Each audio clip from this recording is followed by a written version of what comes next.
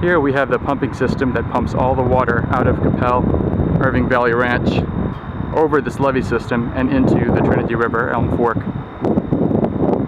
This is typically always dry in the park, and you would never see water.